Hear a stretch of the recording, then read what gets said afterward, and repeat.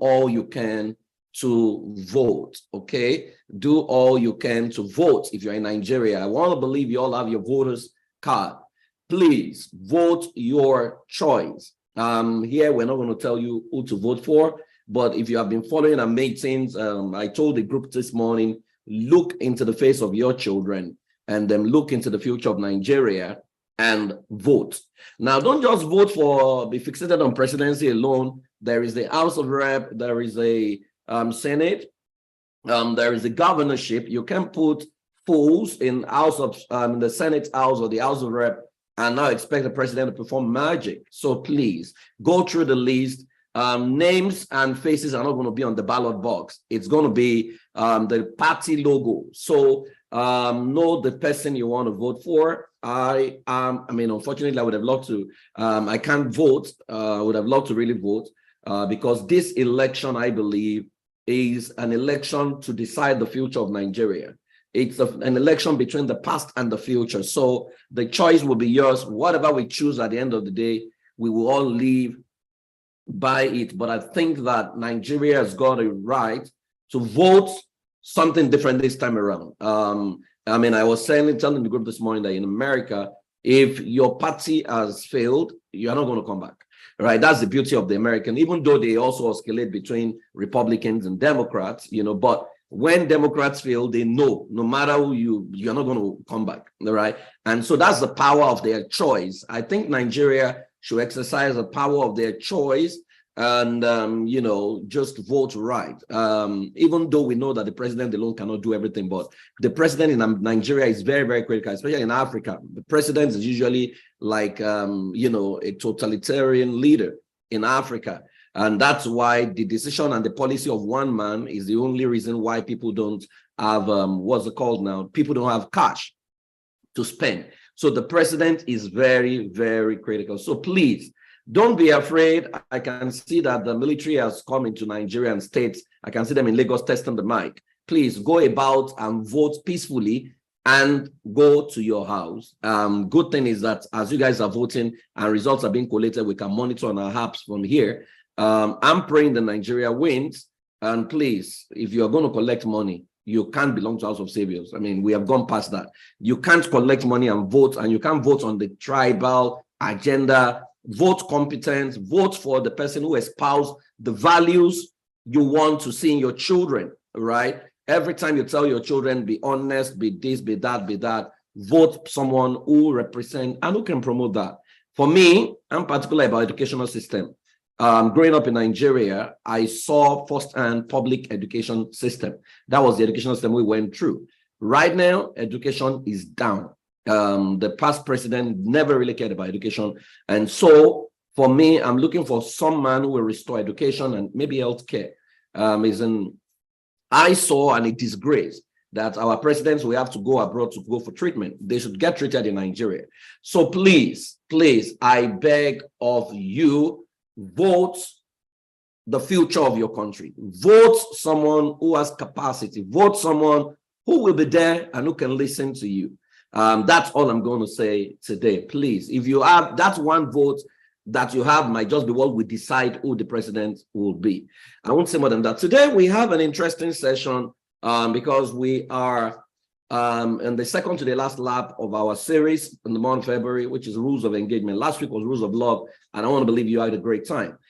Today, we are going to look at a bit of Palace Protocol, you know, how to find yourself before kings and how to influence kings from an insider's perspective. The person we have today is a very, very, very dear friend, dear sister. She's someone that I can call at the snap of my finger, and she's not even going to say, PF, what are you doing? Right? If I say we are going to war, she won't even think about it. She won't second guess me. She will just follow me. Right? That's the relationship I have with her.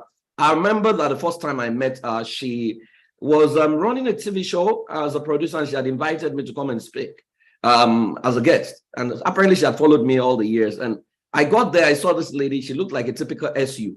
You know, I didn't see her ring, you know, she has natural hair, you know. So I looked at the show again, I looked at her, and I was like, what's this SU doing on, you know, I'm managing this show. I didn't know who she was, you know. Then we got talking, and she said, PF, we have to be close. I just brushed it away. And at the time I wasn't ready. Right. So I just left it. I think it took another 4 or 5 years before we connected again. Then we started meeting, and she was like, PF, everything I went through, you have to blame. I was like, why did you blame me? She said, because when I said we needed to connect, we didn't connect at the right time. You allowed me to go and, fall into the wrong hands and blah, blah, blah. And then we got close. And she's got a fine spirit. I think the second time I was invited to Big Brother, and she was producing Big Brother at the time. And, there were things she said to me I couldn't believe, right? And again, I looked at her again. She has not changed in her outlook. And I was like, what is this SU girl doing, producing Big Brother, where me and I don't even watch Big Brother. But you see, that show that she invited me was very, very critical, because I now saw firsthand why we need to play within what we call dirty. That if we leave dirty and we stand aside and all we do is, well, it is them, they are spoiling our children, let us be praying. And I think we're experts at praying. We don't act, if we don't act, for example, if we say Netflix is spoiling our children and we don't make money to buy up Netflix, we cannot spread our values into Netflix, right? So let's not fool ourselves. That's why all of you here, you have to be stupendously rich. You can't even afford to take a decision to be poor. It won't happen, right? So today we have someone I respect so much. I have seen her dine with kings. If I want to hear scoops from kings, I ask her questions and she will tell me what is going on behind the scene. It's amazing, how she finds herself perpetually before kings and they listen to her. And so when she says she's a king maker, some people want to think it's a statement of arrogance. It's not a statement of arrogance. It's what it is. That's who she is, right? And she's a member of the House of Savior. She's one of us. I think in the early days, she was there before we even got to this level, and she's someone who troubles my spirit all the time. All the time, she's troubling me. She doesn't allow me rest. And one thing I like about her, when she's angry, you would know. She would tell me, PF, I'm very upset with you. Then after a while, I know how to massage her ego. And she'll say, okay, PF, it's because it's you. Well, House of Saviors, let's make welcome Mrs. Adeola Kingsley James. We call her husband KJV. So if you are reading KJV Bible, her husband is the person who wrote KJV Bible. Adeola, you're welcome. How are you? I'm very well, thank you. Shame on you is all I can say. Can you see? I said it. Who comes on my platform, my show, as the host? Now, this is what she does. She's usually the host, but I'm hosting her now. And the first statement from my host is shame on you. Okay, I'll deal with you, don't worry. Okay, I'm not doing by myself today. So I'm going to have Motolani join me for this because at some point I'll disappear from the show. Okay, Adeola, how are you doing? Let me I'm doing great today. Much better than I was yesterday and much better than I was 2 days ago. Today, I think it has been a very good day so far. And I'm really excited, yes. Our condolence to you and your family on the passing of your grandmother. I know that woman means a lot to you. I see you on the pictures all the time. May God grant the family the fortitude to bear that loss, and may God heal your mom and the entire family. House of Saviors, Adeola, grandmother passed on during the week. So let's send her our love and our prayers and all. Okay, Motolani, why are you wearing a red? All of you are just copying me. Hello, everyone. You can't see me without red. This is not part of my superpower, so please accept this. She has followed the best, eh? Mrs. Diala, please accept our condolences, ma'am. Thank you. And you look beautiful as usual. Thank you. Well, normally my answer is I know.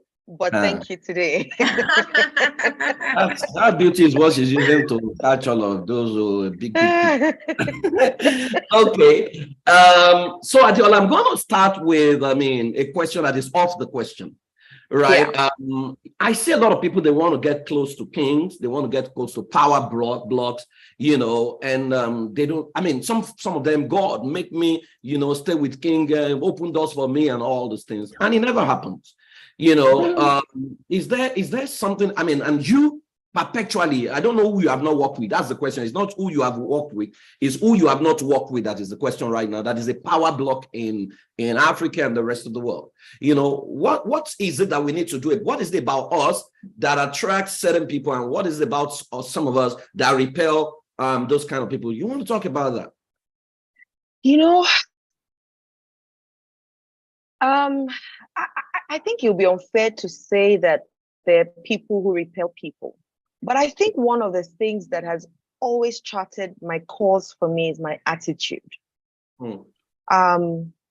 Aside the fact that I come as though I don't know, willing to learn always, and I'm open to saying, I don't know this thing, please teach me.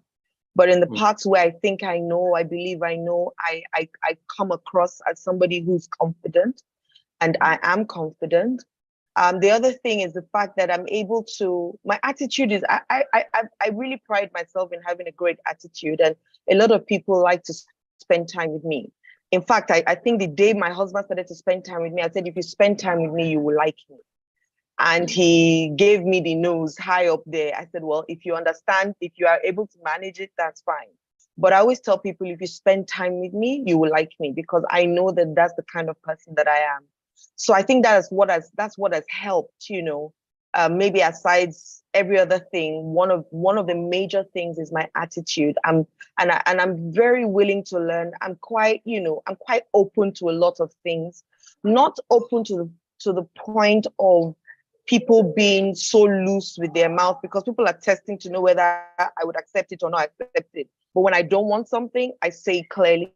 When I want something and I'm happy with something, I say it clearly as well. And I've also realized that a lot of these people are afraid of them. You know, they're not able to. I'll give you an example of when I say they're afraid of them. I was working on a show called Apprentice Africa, and we're working with Shobi, who is Biodun Shobanjo as the main principal. Now, first of all, Shobi, once he comes on set, he wants to see me. So I go and stand with him. He asks me questions because I produced all the tasks, and he would ask me questions. Now, there was a particular day, after 3 weeks of firing the lead, I said to him, sir, there's something I want to talk to you about. Everybody was afraid to go and talk to him. So I said, I will go. I mean, what's the worst that he would say to me? Get out of my sight. So I went to him. I said, please, sir, I have something I want to share with you. He said, what is it? I said, for the last 3 weeks, you have fired 3 of the managing directors at the caseware. And it's going to make other people afraid of wanting to put themselves up to be MD. And he said, no, that's not true. I said, okay, it is true. He didn't agree. So I said, first of all, let's bet. If I'm right, you give me 150K. If I'm wrong, I will pay you, sir. So he said, okay. So he went, he called his principal people who were actually writing the things down. So in fact, he stopped the production. He called one of his guys out and said, bring down your book that you have been writing things down in. And so the guy came out, and then he looked at it and he said, and he saw exactly what I said, and still said what the guy wrote was rubbish. And the guy said, I agree, sir, I wrote rubbish. I'm like, how can you agree that you wrote rubbish? Because you did it. So eventually we went and he didn't agree. So we went and checked things, and he paid me my 150K. I'm not even going to lie, he gave me a check for it, because I stood my ground saying what he was doing was not right. And the people that were working with him couldn't, and nobody could. So I think for me, it's also the fact that, you know, I'm able to tell them to their faces, you know, this is not working, this is working. And I'm also willing to listen and listen to what they have to say. I think those are the things that have kind of worked for me. I do, and I always Adiola, I'm going to take you back a little bit. Now, what you just said right now doesn't just happen. It's not you were baptized by it or something. There must have been something in your upbringing that produced this version of you. All right. Can you let us a bit into that, you know, or was it that you just woke up someday and say, I'm going to be very audacious, you know? How did you take that? I mean, you know, I'm like that as well, but I know that my dad was a very, very bold person, you know. They will never be afraid of him. I mean, during June 12, I remember my dad was a Anglican priest. He told MKO, said, you don't need to be president to change Nigeria. I think this is going to lead to your downfall. And it happened like that's my dad, you know, very, very blunt, you know. So for you, what was it for you? Did it have to do with your upbringing? I've seen your mom. Your mom is also like that. You know? Tell me, what was it for you? I think to some extent it's probably, you know, my upbringing, because they brought us up to be very expressive. First of all, I have both my parents in the television industry. So yes, you know, I was able to speak my mind. I mean, even if I did also grow up in a traditional setting. But I think also the thing is, I saw how my parents had so much influence, or could have so much influence, but didn't use it. And I said I was going to be a little bit different, and I was going to be able to face people. But yes, my father was very bold and would tell you exactly. And my father also, you know, spent a lot of time with older people, especially in his industry, and my mom also. So I mean, with hindsight, I'll definitely go back and say I grew up in a household where I could speak my mind and I wasn't shut down or shut up from saying the things that I wanted to say. But I also developed myself, and I had this slogan, and I think it's unconscious competence. But I had this slogan where I would say, "What's the worst that will happen?" And you know, and then what's the best that will happen? Then I also had something that I used to say to myself that no is also an answer, and I have no problem hearing no. So I would walk into a place. What's the worst that he would say to me? No, get out of this place. And no is an answer. It doesn't hurt me. It doesn't ruin anything from my body. And so I walk into any place and carry that personality with me. And really, what's the worst that will happen? Get the hell out of here, and I will. Okay. You know, Adeola, your dad produced is it Village Headmaster or The New Masquerade? yes, Village Headmaster, Village and Headmaster. quite a lot of years. What was it like for you growing up, watching your dad? I mean, because I was very young when the Village Headmaster was hearing on Nigerian TV. I mean, Tolani doesn't know the village, she was not born. All right. So those of us in our 40s know the Village Headmaster. Our parents, you know, literally. I mean, what was it like for you observing your dad, you know, watch the Village Headmaster, I mean, produce the Village Headmaster, you know, over and over again? And what does it feel like to I mean, your mom is also Abimbola Oloyede, you know, newscaster on channels for a long time. You know, what does it feel like when you're from that heritage and you walk in the town and the Village Headmaster daughter, you know, what was it like growing up for you? You know, when you are in something, you don't know that there's a big deal to it, you know. So for me, I didn't see it as anything other than what other people did. And I think it's when I got older, I started to see how people, you know, respected them and, you know, loved. At some point, PF, I didn't used to tell people I was an Oloyede when I started in the television industry, because I said, no, I want to create my own. I want to, you know, I was a little bit unwise then, but I wanted to create. You literally need to ask me what my surname was at some point, because I'll just say my name's Adeola. And Adeola who? Oloyede. They say, which Oloyede? I'll say, which one do you know? That was the train of my questioning. Then they'll say, okay, I know Oloyede. I'll say, okay, yes, that's my mother. You know, and then they're like, why are you not proud of it? I think for me, I just wanted to create a niche for myself. But going back to, I didn't know that there was anything special about the Joke Silvas and the 10-year OPABs and you know, and all the RMBs and all of them. I even went to university. I studied theater art, and I spent, you know, they were my circle of friends as well. You know, Stella Damasos, Kate Henshaw, all of them. They were my circle of friends that I spent time with. So for me, they're human beings. I didn't see it as anything so grand. I saw other people see it as that, but because I mean it's something that I'm used to, it didn't really matter much to me. Yeah, I mean it's very, very clear. I mean I've worked closely with you and your sister. We've run the show together every Thursday, you know, and there has been no hairs at all. You know, we are willing to start from scratch in a scruffy studio and stuff like that. You know, you wouldn't even know that, you know, that the kind of heritage you have. And I appreciate that about your simplicity. I tell people the higher you go, the more accessible and simple you should become. Not that you carry your weight all around as if you are God Almighty. Okay, Tolani, you want to take the first question for Adeola? Yes. So I understand, and then I know that you had produced the Big Brother Naija, but before I go there, you have worked with the IAS level, you know, with some of the top brokers, and then the question is, what are some of your greatest lessons that you have learned over the years working with these people? What have you learned working with them? So the person that I currently work with, I sat down with him one day and I said to him, I said, you've got a lot of attributes I really want to learn. And of course, there's some things that I don't want to learn. And he laughed. And he said, like what? I said, your boldness, sir. Like my boss can look at this and you say to him, if you want to look for his trouble, tell him something cannot be done. Just tell him that. He will spend his last life and blood to prove to you that there's nothing that cannot be done. And that is one thing I definitely want to learn. And I learned from him. I've never heard him say he's broke, never. If he doesn't have money, he'll say, we'll sort it out another time, or we'll deal with it another time. But I mean, for me, those are the things that I started to learn. You will never hear him say, I don't have. Now, once again, it might be unconscious competence that he's playing with. But that's one of the things that have worked for him that I really, really, learned from him. The fact that they can do anything.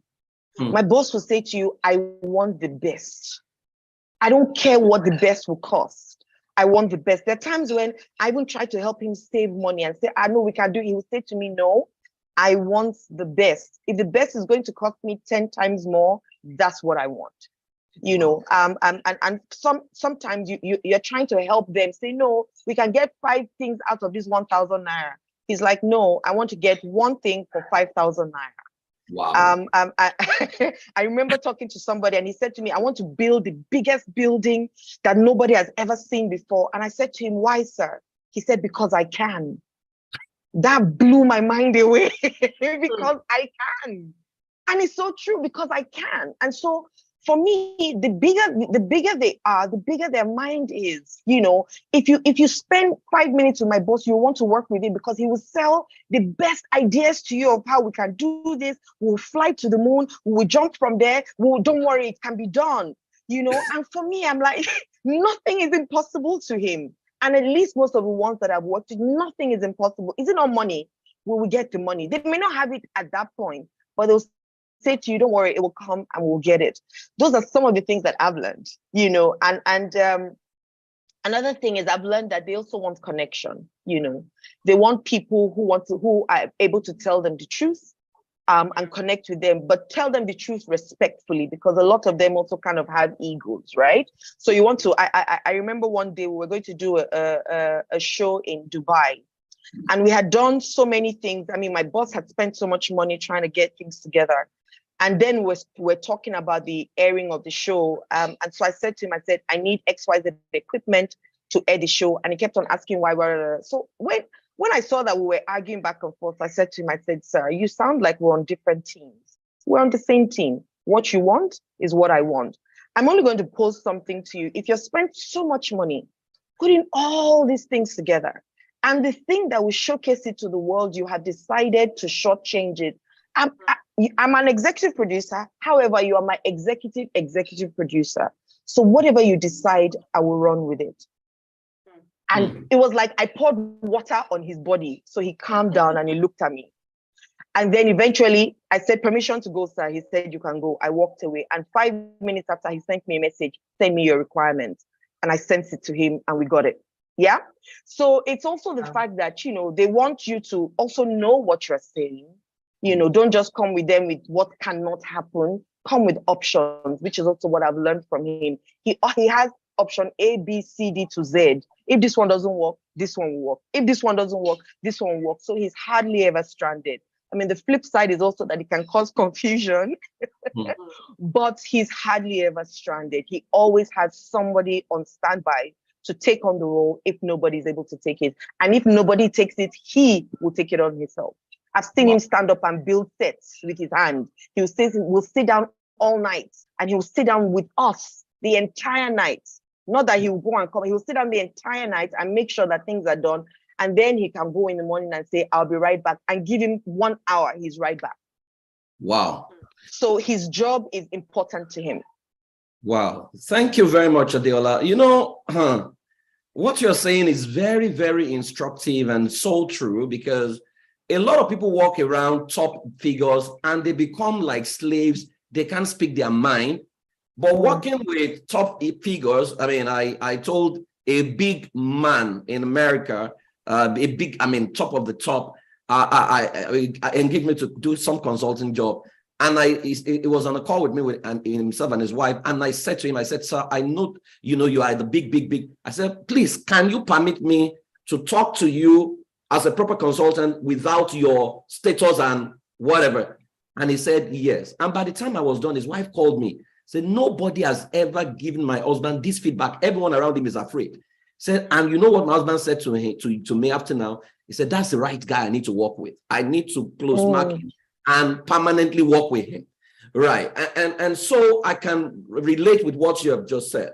Now, I'll take my second question, which is sometimes it seems good people are speaking of the world they don't seem to understand, so they assume a lot. Right. Because I know people will not take the jobs you have taken, right? Because they are, I cannot be part of what the devil is doing and blah, blah, blah, blah, blah. Now, you once produced Big Brother Nigeria, and I know people, maybe you were part of the people were praying against. We bind the producer of Big Brother Nigeria. You will go to hell. But when I got close to you and I came on Big Brother, I understood why you had to produce that show. And I understood how you minimized what we even call extreme was actually the minimized version of the extreme, because you have mitigated against a lot of, but those of us on the outside can't seem to understand it. Now, how did you engage at that level? And what were some of the core discoveries that makes you feel good people are not ready? I think the first question is, who are good people? Who is a good person? I don't kind of play in good or bad, maybe some people are uninformed, and that's fine. And some people don't have, as always, enough information to play in that space. Now, I can't also tell you the truth that, and tell you that, oh, it was a place that I had to do X, Y, Z. How did I get a job? My first Big Brother was, I think, in 2006, and I produced two after that. So I've done I think about three or so Big Brothers. The first one in 2006, I was just looking for anything to do at the time. I just moved back from Nigeria. I didn't want to go back to London. And so I heard that there was going to be a Big Brother. I'd never worked professionally on television. And I went to go and meet them. And I went to meet the executive producer at the time, whose name is Remy Ogunpiton. And he said to me, look, your father has helped me so much. Even if there was no role here, I will create one for you.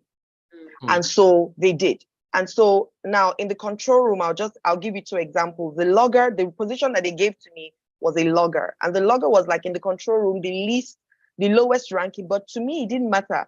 They were paying us 85,000 naira at the time.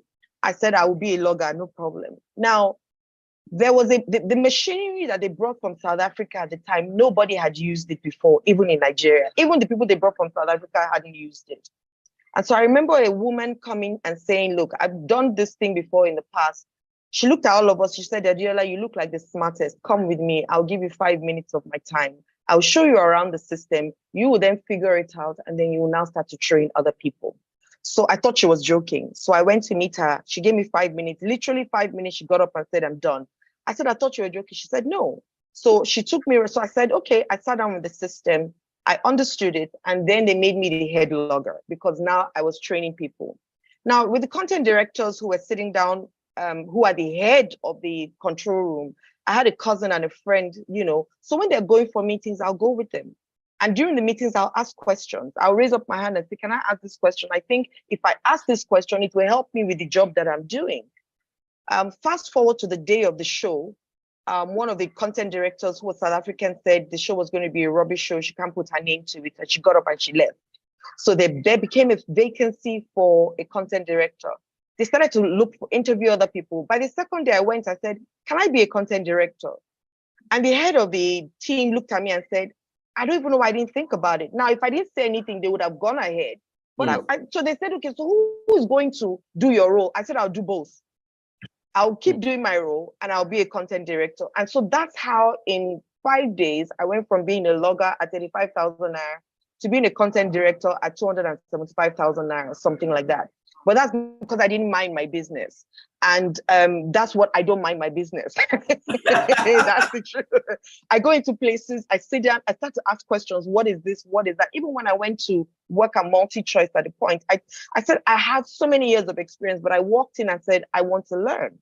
And so I think for me, that's what that was. So it doesn't mean whether I was good or bad.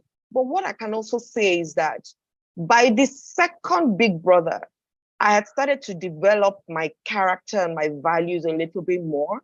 And I started to know more of what I wanted and how I wanted to play in the industry. Because there was now almost 10 years or so in between, or maybe 8 or so years in between. And I started to feel a nudge in my spirit not to do the show anymore. And that's the truth. I was just like, especially during the auditions, PF, if you hear what these kids say during the auditions, you know, I mean, they say the weirdest things, and you have to pretend that you have no problem with it, that it's normal, it's okay. You even encourage them to speak further. And I would listen to thousands of kids, and because that's how I used to call them. And I started to ask myself, if my child came for this show, would I be comfortable with her saying all these things that, you know, these people are saying? But I didn't do anything about it. I know that I felt uncomfortable. By the third one, I was so uncomfortable, they fired me from the role. I created the firing. I mean, now I know better. Then I was upset, but I was so uncomfortable, literally. And by the third time, I was now made supervising producer. So it meant that that was my project to run, because I was a MultiChoice at the time. They fired me before the show even started. And I was so uncomfortable. By that point, it had even deteriorated. So does that make me a good person? I can't say that I'm a good person or a bad person. It just became what was necessary at that time. My spirit just wasn't resonating with it. And not just there, I started to go to other places, and people would ask me to do certain projects. And I'll say, if you want me to do it this way, I'm not doing it. But if you want me to recreate it in a way where I feel comfortable with it and it works for everybody, then I'm happy to do that. And a lot of times they'll say, go and recreate it. And I will, and I'll come back and they'll say they like it, and then we'll go. But I mean, it was a level of growth for me to get there. But I mean, people are willing to listen, you know, if you show that you know exactly what you're talking about, and you can show solutions, because I'm not a problem talker, I'm a problem solver. And that's the hat that I wear everywhere I go to. I will do a follow-up to that question, which is my question number 3. Now, you said something that that was where you were at the time. So it would mean that if you had the benefit of hindsight or what you know right now, maybe you would have taken a different decision at that time, or maybe you would have even stayed within the show to now find a way to influence things. Now, a lot of moral people, and I hear it all the time. So moral people say politics is dirty, so let's keep it away from it. You know, then they leave politics in the hand of bad people. Then they turn to prayer warriors, hoping that they vote bad person inside and hope that God will touch the heart of bad person, you know, yet when it comes to marriage, they don't want to give their children to bad people, in quotes, you know. I know we don't do good and bad and things like that, but you know, so let's assume that I am morally sound. I know where I stand for. And you know that I'm comfortable to work in any space right now because I must influence the space. And if you don't get it, you can't influence anything. Right. Someone who is moral, wants to function in the showbiz sector. What exactly does it take? And what are the rules of engagement? I think, first of all, what's your identity and who do you say you are? What do you also want? Because I've spoken to so many people who will say, I just want a platform. What does that mean? So what is it? A platform to do what? You know, a lot of people don't have a trajectory of where and what they want to do in the industry. I've seen cameramen tell people who come that, don't worry, if you sleep with me, I will put you on a show. A cameraman, if you knew what you wanted, you will not be having a conversation with a cameraman, hoping that he can change your destiny, because you will know that the cameraman has no jurisdiction, you know, or a sound technician that is carrying microphone up and down. How can he influence anything? So for me, I think that, you know, people need to know exactly what they want. They need to know how they want to play in the industry. Now, are there people who sexually bring up all kinds of things? Yes. Has it ever happened to me? No, that's the truth. Because I've always come with an air of, I know exactly what I'm doing, and this is what I'm bringing to the table. Now, if you offer me certain things that I'm not interested in, I'll tell you gladly. In fact, I perfected the art of making my toasters my best friends. So we'll be laughing until you become my friend, and you will just say, well, don't worry. This is no longer. And so I keep those relationships, you know.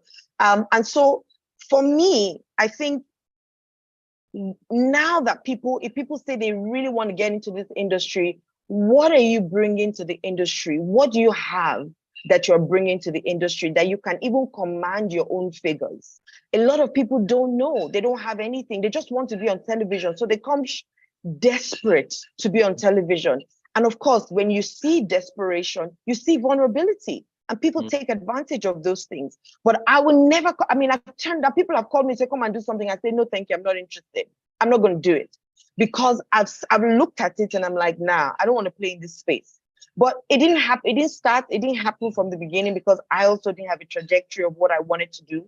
But the moment I started to get into a place of comfort and say, this is the place that I want to play, and like yourself, influence this industry, I have no problem being inside, you know, because I've mastered the art of making. In fact, I remember one day Banky W said to me, you are in the entertainment industry like you are not in the entertainment industry. You hardly see me do so many things, not because I can't, or that I'm a saint, but I've decided to choose how I want to play. So I will show up at certain events. I will show up at every event. And so when people see me, they're like, oh, you're here. And there's that sense of respect that, you know, I'm not watered down by being everywhere and being pure water. So I choose the places that I go to. I choose the things that I do when I get there. I choose how to comport myself when I'm there. And the way I even carry myself, you know, there's a huge level of regard and respect. Maybe it's also because I don't also want to, I want to be the one who is not bringing bad press for my parents, right? Maybe. But it doesn't mean that I couldn't have done certain things to do that. People will talk regardless. But I think my identity is solid, right? And so I play with that identity everywhere I go to. And and you can't, have you seen my size and my height, PF? You know, no, you really cannot bully me because I use my height and my size as something that I bring to the table, you know, and when I speak, I know exactly what I'm saying. I'm open to learn. My attitude is great. It can never really go wrong for me. That's the truth. With from what you're saying, Adeola, it would appear that you are saying that people need to understand their identity, have clarity, and then they need to be competent before they step into that industry. I think competence and confidence go hand in hand, right? If you are not competent, you will not be confident, right? And so if you're confident, then you're competent. So I think that, I've seen people, I say, go for training. They say, no, I'm okay. All I need to do is be yellow. What does being yellow mean? You know, so now that you are yellow, so some people will go and bleach. Some people will do all kinds of things to their body, which I have nothing against, just because you think that there's a certain look that people want to see. And without that look, you know, and so what you focus on increases. So if you focus on that, this industry is like this, people only want to sleep with me, people only want to take a piece of my body before that's all that you're going to get. I don't focus on those things. What I do also, and I'm going to say this quickly, is that I believe that we're all one spirit in different bodies and experiencing different things. So I can speak to your divinity in you, which is something I do a lot. So I don't have to have a one-on-one conversation with you to argue with you. I will speak to your spirit. The divinity in me will speak to the divinity in you. And what always happens, like my boss is so cantankerous, but everybody in my office says, I think this guy is afraid of you. And I smile to them. I say, it's not a physical conversation. It's a spiritual conversation. So I've spoken to him so much that when he sees me, he has no choice but to like me.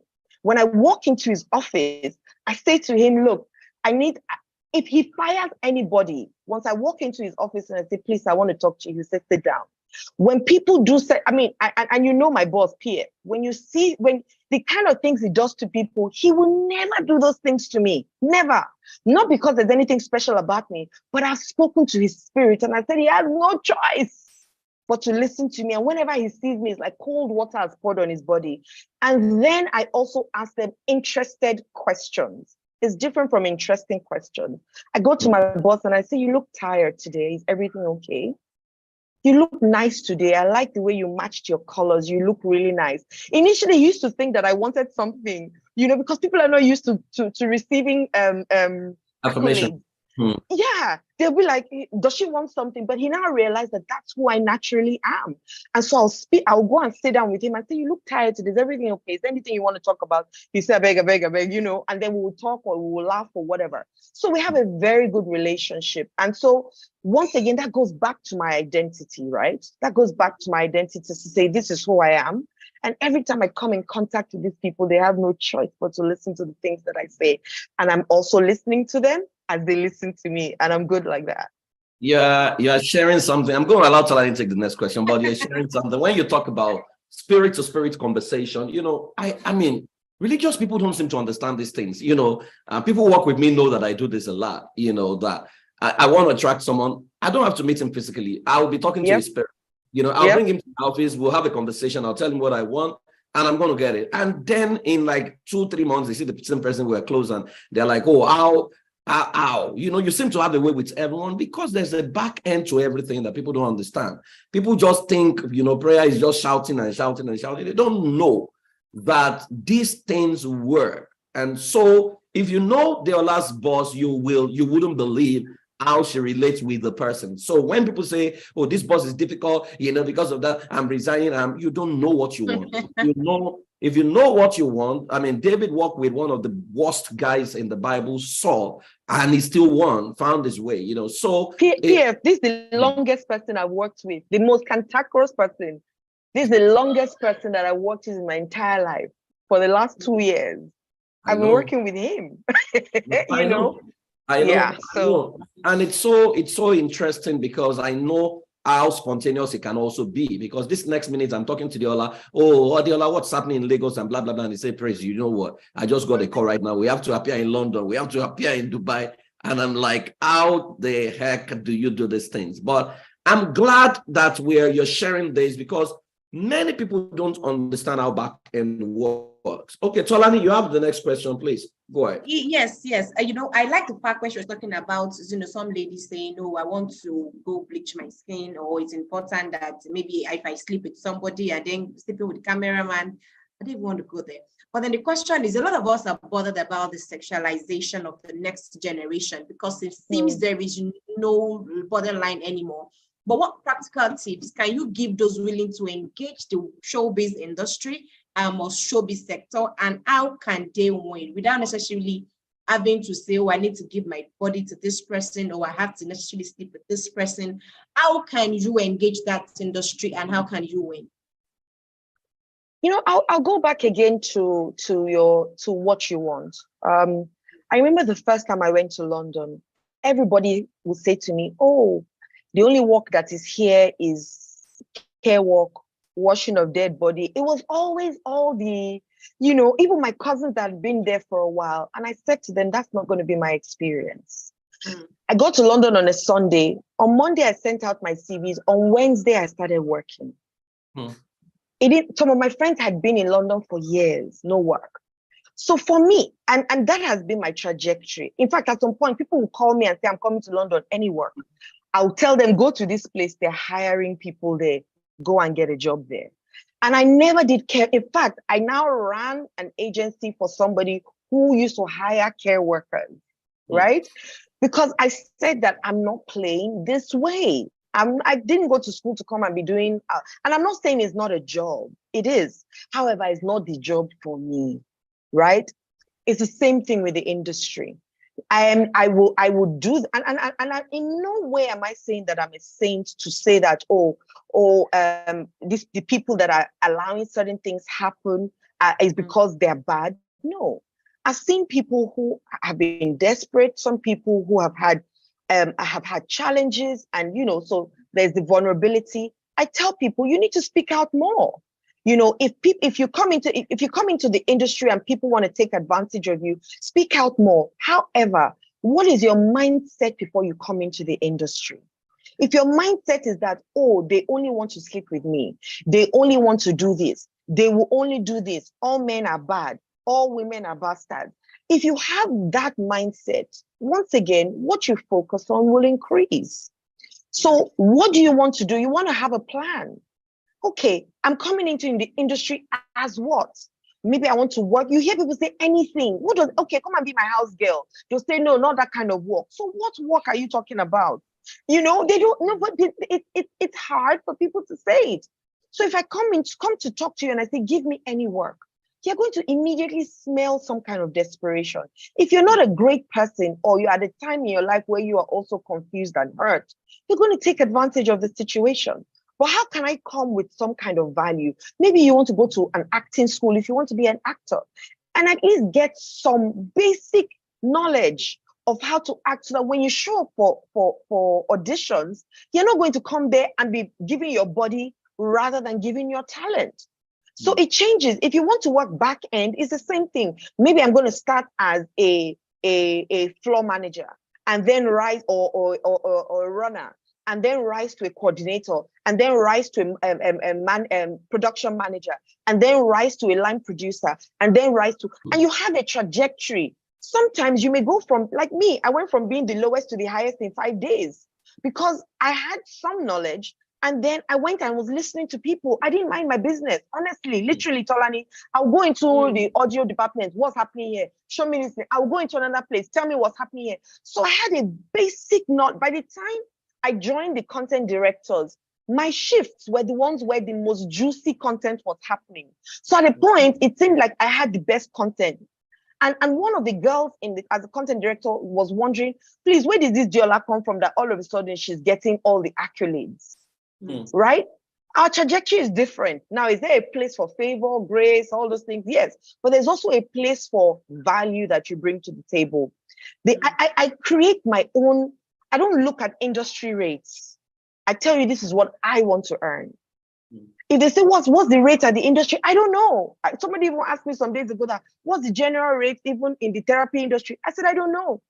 I know what I bring to the table, and I would give you my value, and I will give you my rate. If you're not able to connect with it, that's fine. You are not my client. If you're able to connect it perfect, then you are my client, right? And so I've had different people say different things, but it is, and when people say this is how it works here, sorry, I don't own a box, so I don't think in one. So don't put me in a box. Don't put me in a box, sister. So if this is how it normally happens, that's fine. They have accepted. I choose different. And this is how I want my own to work. Now go and think about it and come back to me and say whether it works for you or not. And just that confidence, just knowing that, you know, you have, I mean, I give my figures, honestly, Tolani. If you say how much you want to know, I'll just throw it at you. I'll tell you. But this person is charging. I say, I'm not that person. I'm not that person. That person is not going to bring what I, Adeola, is going to bring to the table. So if you want what Adeola will bring, you're not even paying me for my work, because you can't. You can't. But you give me something that will make me get up from bed every day and make it worth it for me to be here. That's all I'm asking for. Well, okay. I mean, I know exactly what you're saying. I mean, I've been part of your journey for a number of years, so I know that we've been through a number of seasons. Now, I want you to address the issue of fear, because for everything you've said right now, a summary is in confidence, dealing with your fears. A lot of people are afraid. I mean, and you don't blame them. Someone wrote on social media yesterday about, you know, the person has moved to London and was saying that, you know, if now that you're in London, don't stop praying, you know, because demons are everywhere, you know, the demons in London. And so the first thing I did was to check the comments. And when I checked the comment, you know, I first noticed that almost everyone on the comment box were women. That was alarming for me. And they agree with her. In fact, one person said that, it's true. That was how one brother, he got to the UK, and the first night he slept in the UK, 3 of his uncles appeared to him in a dream. And he packed his baggage and came back to Nigeria. So I went on the comment box and I said, please, can you borrow us those 3 uncles so that they can appear in our borrow? You know, because people have been demonized. Spiritual PTSD. Yeah, messed up, that they don't have confidence. So, for example, you hear people say, nah, it is these people, this cabal. Nobody puts a name to the cabal, right? People would say, oh, everybody making it America is Illuminati. They belong to Illuminati. Okay, where's the address of Illuminati? I want to go and join. Nobody has the address. So we seem to kind of be afraid of what may never happen, of what we never know. Oh, they say some witches. Okay, witches. Can you show me anyone who went to their meeting and took a selfie? I mean, don't they take a selfie there to show us that they met in the middle of the heaven and the heart? Nobody seems to have anything, but people seem to be afraid of everything. And I think that more than ever before prevents people who want to go into showbiz from going, because they sleep with everybody there. People want to go into politics. Don't go there. They do ritual killing there. Blah, blah, blah, blah, blah. People make excuses. Can you speak to this fear that people really, really have that prevents them from taking the step to the direction that can really, really set them free? I will answer that with an experience of mine. When I was going to have my baby, I had people say to me that if you have epidural, your back will pain you forever. And so I took on that affirmation. And when it was time to when I got into labor, the nurses kept on offering me epidural. And I said, no, I don't want it. My back will pain me forever because people have said so. And she said, who are these people? She said, different people, And so eventually, when I was almost pulling out my tooth from pain, I said, I want the epidural now. At that point, I was in such excruciating pain. But fortunately, I went through it. And I've never had back pain from that day till today. So if I was going to have another baby again, before they even ask, I would have asked. I will ask them to give me the epidural, right? Someone said that epidural, eh? Okay. So that's my experience, right? And so it's the same thing I'll bring to fear. PF is not like I was not afraid. There are things I was afraid. That's why I went behind the cameras, right? I couldn't. The first time I did a live thing for you, my natural self would have, I think it was one of the conferences that we had 2 or 3 years ago. My natural state would have been, no, I'm not going to do it. So what I've done with fear, and I don't think fear is a bad thing. I think fear is your friend, and it's my friend. It's just, alerting me that I need to get more competent in things, but also alerting me that there's danger on the side. So we need fear. Otherwise, people will be walking in the air and breaking their skulls just because they're unafraid. So I have no problems with fear. But what I do is I do things in spite of it. So if people ask me, come and do something, before my natural state kicks in to say no, I say yes. And then the way to navigate it then shows up. So for anybody who says they're afraid to go into an industry, I hope that I've been able to first of all say that what you focus on is what will increase. I don't have those experiences of people, and I work with people who are sharks. In fact, I think I'm one of at some point, I'll be the only girl in the midst of boys, where people will say, but is that not a girl? The boys will turn around and say, this one is not a girl, she's one of the boys. And that's how much I have grown in an industry that is male dominated. And the respect and the regard they give me is top charts, because I give myself respect and regard. And I have a personal opinion that I teach people how to treat me. So if I treat myself properly, they will treat me properly because they have seen me treat myself that way. So fear, once again, there's nothing wrong with fear. What you want to do is do some research. Just as there's so many people saying something is bad, there are also so many people saying the same thing is good. Why do I want to then focus on the things that are bad and not explore the things that are good? And then maybe just get into it myself and see how it will work for me with clarity. You know that if they throw a certain job at you or a certain thing at you, it's not in line with the thing that you want to achieve, you can turn it down immediately. But that's also because you know what you want to do. You can't just say, I want to hang out with the rich and mighty or the famous. To do what? Do you want to service them? Do you want to consult for them? What do you want to do? And any of it is fine. Because for me, as long as you have a strategy, if your strategy is to be the wife of be the second wife of a rich man, as long as they are flying around the world, then be my guest. But at least have a strategy, have a plan, you know, and fear would always be there. If it's something that you really want to do, say yes first. And then PF, everything that I've done, I mean, I haven't played in this space in a very long time. Everything that I've done has almost been my first. And I've done it just saying, I'm not looking for perfection because it doesn't exist.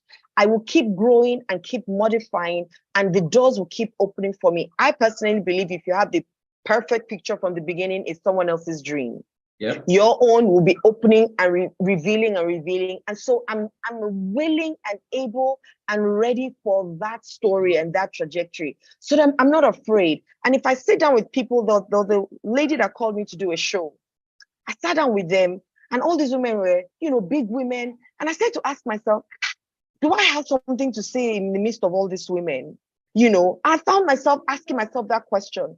And then I reminded myself that if I didn't have something that I could say in their midst, they wouldn't have asked me to come and join them. So I have exactly what I need to say, when I need to say it, how I need to say it, and everything I say is right at that time. And immediately I went on set and I did what I was meant to do, and everybody enjoyed it. It didn't matter whether they were bigger or smaller or whatever, it didn't matter.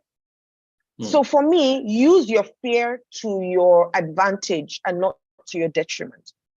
Okay, thank you very much. I mean, when I tell people that what you think and what you really, really want is what will happen to you, they think maybe because they think praise has added good. And I always tell them no. It's just that I'm unwilling, very, very stubborn with my pictures in my mind, and I'm going to go for it against all odds. So when I step into America and they tell me, oh, this is how this works, this is what people charge, and I say, who determines the charges? So I said, what's the highest person in earning? So when they told me what the highest person in my sector earned, I said, that's where I'm going to start a way above that person. He said, nobody's going to pay you. I said, well, there's always people who have money to pay. You know, so it's, you know, people don't know that they are the architects of their future and they create their realities. Thank you very much, Adeola, for sharing that. Tolani, you have the next question? Yes, I could see a lot of self-discovery and self-awareness. It looks like you understand who you are, you understand your identity perfectly well. And that's what is taking me to the next question that says that we know you went on a journey of self-discovery. Can you let us into your journey and how you eventually discovered your personal power? Because I can see a lot of that in play here. If I start my own personal journey, we'll be here till maybe tomorrow. So I'm just going to give you a few bits. At some point in my life, I actually was not confident. I think I lost every sense of confidence that I had and self-esteem. And, you know, I had clay covered on my body spiritually, and spiritually to me is what I mean. Maybe not physically, but I was covered in all kinds of clay. And so I thought to myself, okay, I mean, I'm already on the ground. What else can I do? Let me go and seek help. And so I saw the first, I'll call him a therapist in quotes. And he was the wrongest person I should have seen, but I'm grateful that I did see him because he now made me know what was right. And so that started my journey of self-growth and the rest of it. Lisa Nichols, I think, was my first point of personal, should I say, growth. I remember asking her a question about self-sabotage and telling her how, you know, I've sabotaged myself so bad. I know something is going to go wrong, but I'll still go ahead and do it because I couldn't help myself. And I remember her saying to me, would you do everything that I ask you to do? I said, I'll do it and then some. And she said, if you do it, you will look back 1 year from now with binoculars and you will not imagine your growth.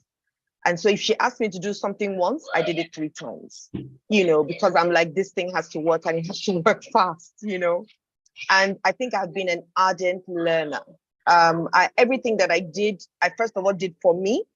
And then when I saw how great it was, and I think the thing that really made me understand the person that I am with exact clarity was when I went through a therapy called Rapid Transformational Therapy. And funny enough, I did it with somebody who works with Lisa Nichols, Danita Saju is her name.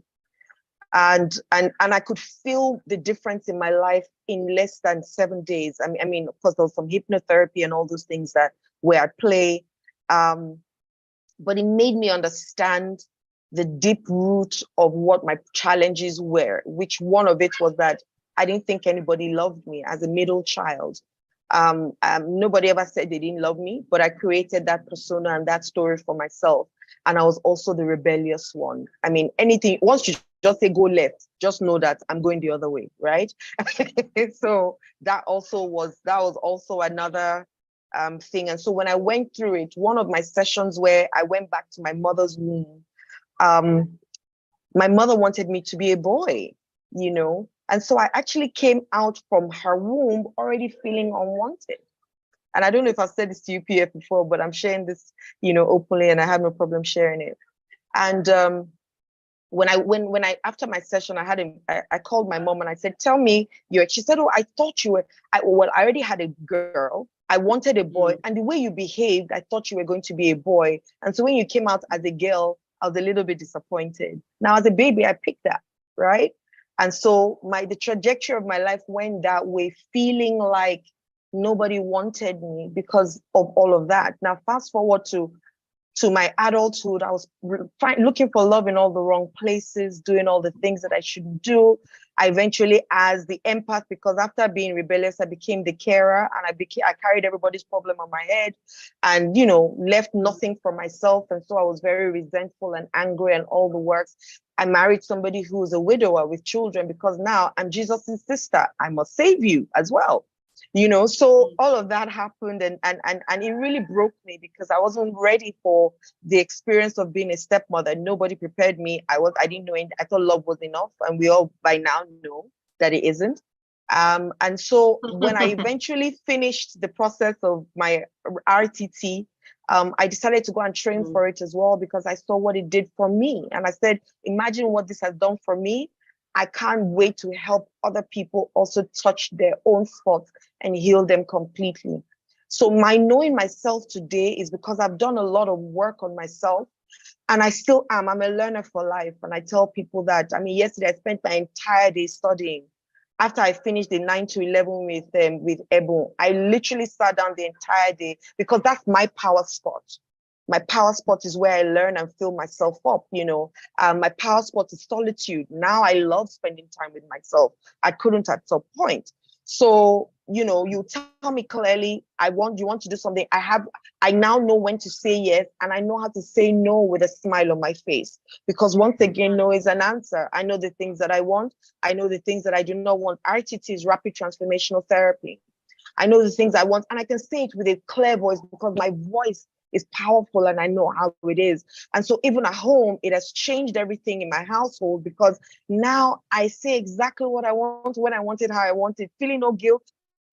Nothing, because at the end of the day, it is what it is. You know, so and you never, this is who I am. If you see me in my sleep and I wake up, I will tell you exactly what I'm saying to you. This morning I had a conversation with my mother. I said, I agree that you may not like XYZ, but you need to respect what I do. You know, you might think you're older, you're my mother, and I respect it, and I'm grateful to you and for all the things, but there's certain things that you do that don't serve me anymore, and I'm not going to do them. And because they don't serve me, they're not going to serve my children, so I'm not going to do it for them as well. If you want to hold on to them, that's fine. However, I choose not to. But I'm able to say that and do that because now I'm good, you know, and so that's maybe I'm going to end it there. Otherwise, wow, we'll be here for hours. Okay. We can't talk about this conversation and we can't end it without talking about blended family system. I mean, that's one area that you seem to have pioneered, you know, in Nigeria. You know, you got married to someone who is a widower, were not prepared, you just went in there, then you began to face battles, but you've made so much beauty out of that journey. You know, people are here who maybe have been married before, divorced, they want to remarry again and things like that. I mean, blended family system has its own rules of engagement. You know, people just think it's boy meets girl. You know, you get in there, it's going to be me and my husband, you know, but there was a day you and I analyzed blended family system and we saw that it was a web, you know, and there are different interest groups you need to manage.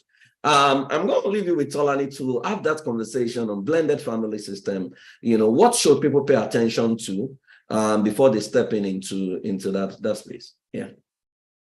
And what, I mean, how did you navigate it? Yeah, the first thing is you can't do it on your own, you know, and I'll break it down, the levels of the relationships. There's a relationship with yourself. There's a relationship with you and your husband or wife, as the case is. Also, I'll say spouse. There's a relationship with you, your spouse, his or her children. There's a relationship with you, your spouse, his children, your children, when you eventually have. There's a relationship between those four levels, his family, which is your in-laws, then your own family, then the outlaws, this is what I call them, which is the other person's family. And then you are expected to be sane in all of this. Is impossible, you know. And you will go, unfortunately, you know, you may go in there with the best of intentions, but if you don't have guidance, the best of your intentions will just fall flat on your face.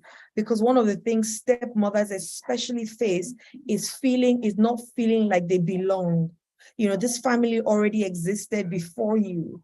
And if there's death or separation, then there's, or divorce, as the case is, then there's pain also, right?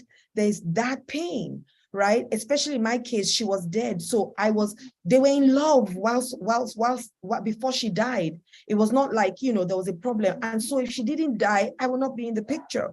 So I first of all spent a couple of years even trying to know that I fit in, that I had a space in his heart, you know, and this family, I'm a part of it, because also you come with your own, I want to have my own family and it must be a particular way, not asking the children how they want to be loved, you know, not asking the man or the woman how they want, and you can't do this by yourself, you know. So the first thing I'll definitely say is get help, get help, get help. And if I got the first, second, third, fourth, fifth, sixth, seventh, eighth, ninth, 10th thing I'll say, get help, get professional help. Ask me, I'll show you the ropes.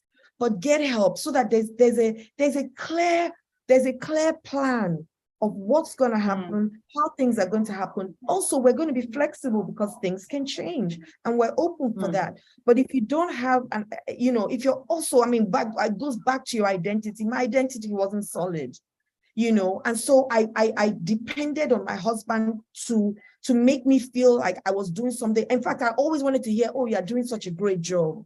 Oh, you know, and that whole pressure of you have to treat the children like your children. And my now question is, are they yours? The answer is no. So you really don't have to, but can you treat them with respect? Can you give yourself grace and ease? Can you give yourself time? Can you give them time? Because also they feel like they will not be loyal to their mother or their father if they become friendly with you. Can we sit in and have dialogue to say, okay, this is how it's going to be. Can we have a separation party? Because that's one thing I think must happen. Thank people gladly for what they've done, but let them know that now my new family is going to be doing X, Y, Z different. And for the next 6 months, for 1 year, we're not going to have people come and meet us, because one of the other things that happened is that they now start to say, I'm the one that separated the family. I don't know whether they imagined that they will still have the same kind of access, but I think they did. That separation party will not work, because it will be clearly stated that this is how we are going to be moving forward. So without clarity, I mean, come on, you have nothing, you know, and I had nothing because I didn't vote. I mean, did I even know what I was doing? Did I know how to do it? I wasn't just wicked to my stepchildren, I was wicked to my own child, because I didn't know the difference. And a lot of people have no business being parents to start with, but that's story for another day, because a lot of us are still finding ourselves. Now imagine bringing children into the world to help them find themselves when you haven't found yourself. It's impossible. So the blended family is a web of, it's not a normal situation, right? And you cannot treat it normally. However, with tools, with being wholesome, with having a self-image that is solid and your identity is solid, knowing that children will be children because it's age appropriate. At some point, you would think that the children are doing things because it's you. It's not you. It's their age. They will do it my daughter some days ago, my own flesh and blood, said to me, hey, but daddy is not at home. Are you not his wife? Shouldn't you be able to make decisions on his behalf? That's my own blood. Imagine if that came, and you know my daughter, Davida. And I looked at her, I said, what are you doing? So children will be children regardless, you know? And so sitting down and thinking that, what they do is at you. And then that constant chatter in your head, being able to silence that inner critic and increase the inner cheerleader in you. You can't do it by yourself, guys. You can't. You honestly can't. It's a different ball game. So please seek help before you get into it. Don't assume, and that was another mistake. My husband assumed that he'd been married before, so he knows what a marriage is, forgetting that he's never been married to me. And he's never been married to a woman who's not the mother of his children. And the children are also now with a woman who is not their biological mother, who is telling them what to do, how to do, and when to do it. Who the heck is she coming to tell me what to do in my father's house? And then I've never been married before, not to then talk about being married to a man with children. Come on. It's a whole lot to put together. Say that again. It's a whole lot to put together. And you can't do it on your own. Honestly, you can't, you know. I mean, if I didn't have people like PF and the people that some days I would just want to go crazy, literally. But now I'm so solid. Tolani, if you call me and say you are a bad mother, I'll say thank you very much, you're correct. If you say, my daughter said it to me a couple of weeks ago, months ago actually, she said, Mommy, you're not a good mother. I said, thank you very much. She looked at me, she said, don't you want to be a good mother? I said, it depends on who's judging me. I said, it depends on who's judging me. She now goes, okay. So I said, okay, now maybe this is an opportunity for us to have a chat. So I said, why do you say I'm a bad mother? She said, because you don't like to give your children things. I said, very valid point. I said, however, is it really true? She now goes, okay, sometimes you don't like to give your children things. I said, fantastic.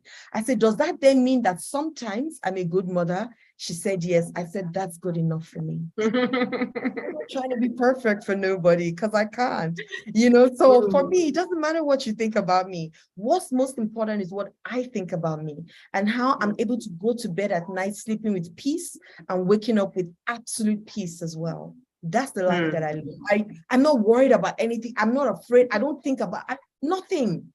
The way you see me right now, Tolani, if you talk to me this time tomorrow, this is the same way you see me because nothing bothers, nothing. And if it's something that is beyond my control, then I can't do anything about it. Why do I want to at least slip over it? But the one that is beyond, the one is within my control, I'm the only one that is within my control. So if I cannot change other people, I can at least change me. And so let me start from there. And that's what has helped me. I know that there's someone who is probably dating somebody now and it's going to be in a blended family. What do you think are the rules of engagement? You know, what are the things? Because this person is probably on the call or has someone and is saying, oh, really? And I'm scared. Do I have to do with all of this? Because they have not talked about it. What do you think is the rule of engagement? What do they need to do to be able to actually build a solid family for themselves, even in a blended system? So let me first of all say one or two things. I have a book that I've written called Dear Stepmom is a workbook, and there's a course that comes with it. I think you should get and do it personally. I have another book, which is my story called Step Out Stepmom, which I've also put out there. I think you should get it as well, because that at least will help you. Because for me, there's no need to reinvent the wheel. I want to follow people who have been there before and succeeded at it. That's that's for me. So that's what I'll say you should do. And if you need support, come to me, I'll help you. It's not something that you can say, I understand, okay? You can't, you don't understand it. So pick up the course, pick up the book. It's a workbook. So you will actively do stuff. And these are the things that helped me. So I poured out my heart into those places to say, even if you don't come to meet me and you buy those resources, they will change your life and they will help you and guide you. The other thing is that you want to have a plan. You know, this is, we have a family life group. You want to have a plan, you know, and you want, it's not about love. Love is not enough. And love is a doing work, you know, and it's a consistent doing work. It's not a one-day doing work. It's a consistent, intentional back and forth doing work. But if you're not solid within yourself, oh my goodness, you'll be you'll feel so inconsequential and feel so your self-esteem, because different people will be saying different things, Tolani. And if you're not solid, my goodness, you can imagine. Oh my goodness, if you're not solid, wow. So look for people who have done it and done it successfully, right? And it's not in the amount of years. It could be 1 year, it could be 3 years, it could be 8 years, it could be some people have been in blended families for 30 years and they have been miserable for 30 years. You don't want to look for those kind of people to help you, because they're going to teach you and speak misery into your life. You want people who have done it successfully and they're running a home where there's peace and there's love and there's harmony, because that's, I hope, what you want. You know, unless you also are okay with having problems, then go ahead. People are asking, how can we get this? We can't wait. How can we get this course? How can we get this book? Where should we go to? So please, I don't know whether Yomi is on the call, but send me a DM on Diola Kingsley James on Instagram, and we will send you all the links that you need. Once okay, so again, can you quickly type that out for us, your Instagram page, Okay. to everybody on the chat room, so that you can follow her on Instagram and you can send her a DM, ask any question that you, okay, fantastic. So I would invite everybody here to go and follow her on social media so that you're able to get access to the course. I've typed it, Diola Kingsley James. Just look for me, send me a message, you will get all the details immediately.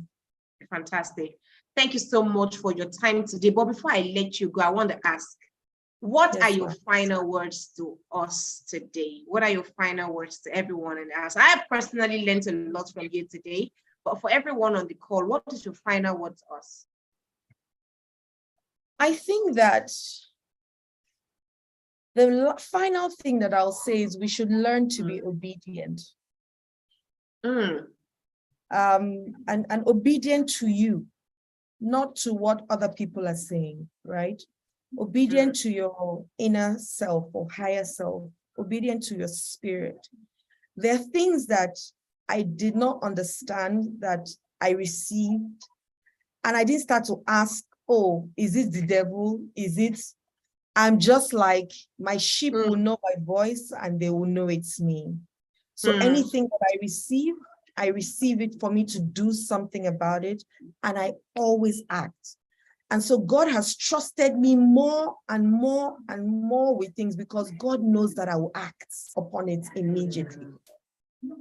So that's one thing that I want to leave us with. And my time in this industry, in the therapy or hypnotherapy industry, or counseling industry, hasn't been that long, and PF knows, right? But I have had exponential growth because I am obedient.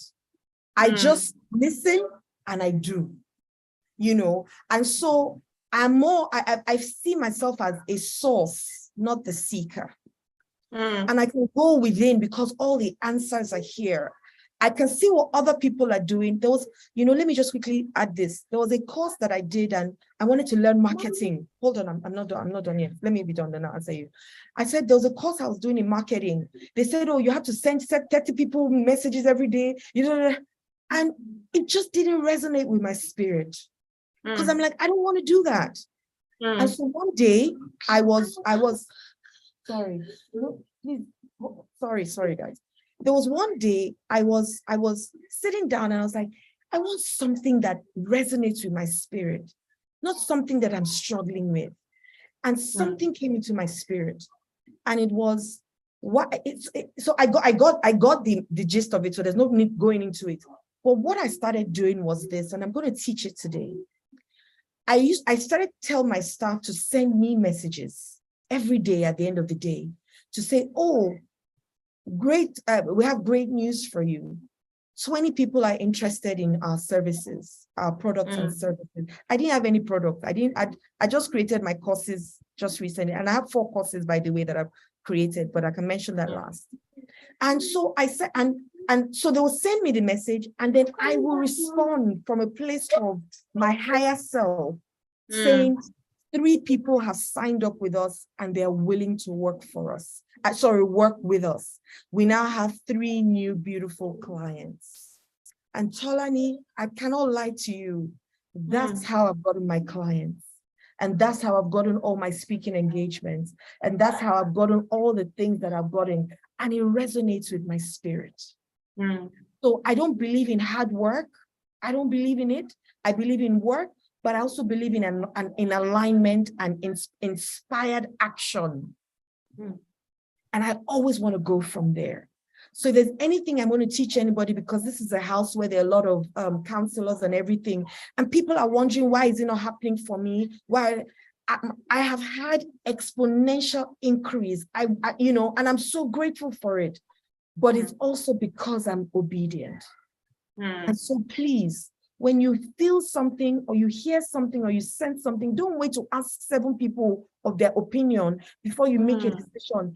Take that decision then and do it, and start to ask questions later, because also you can sell a $1 billion idea to a $1,000 person.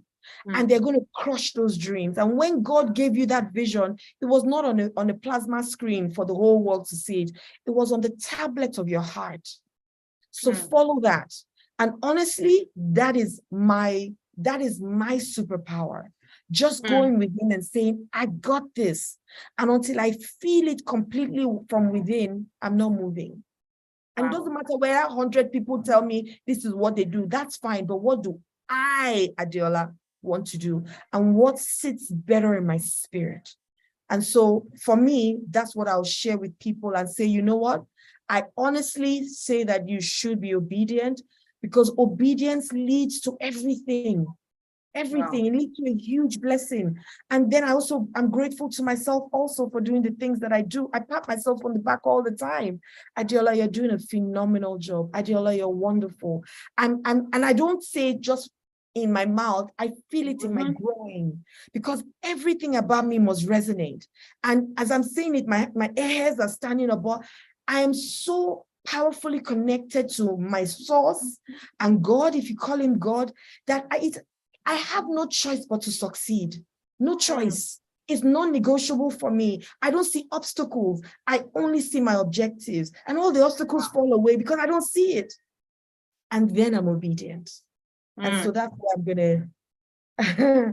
That's what I'm gonna. House of Savior, please celebrate my big sis, Mrs. Biola. Oh my God, I am super excited to be doing this here today. You know, that was very powerful. Being obedient, listening. That's the place of listening. House of Savior, we are hearing this again. We need to learn to sit with ourselves, listen. Thank you so much, Angela. I'm definitely seeing you in. So book me for an appointment right away. Book your calendar down. Thank you so much for a beautiful session. Thank you. You know, I can see the chat room buzzing with thank you.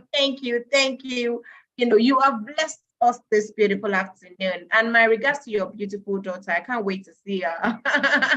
She's about to come and show you her crop top and her leggings. So I pushed her. Oh, yeah. Someone said you gave us the word for today. Yeah, thank you so much. Thank you so much. Thank you. House of Savior, please celebrate Mrs. Adeola in the building. Yes, it was a mind-blowing session.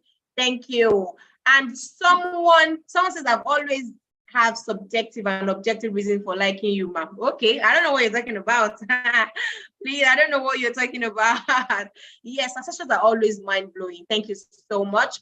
And if you missed the session, if you didn't start with us from the beginning, please, you can visit our YouTube channel at Praise for OM. Or please just go to YouTube and check Praise for OM. You would have the recording of this meeting. Thank you so much. I'm going to hand over to the host for this show to take over from here. But it's been a beautiful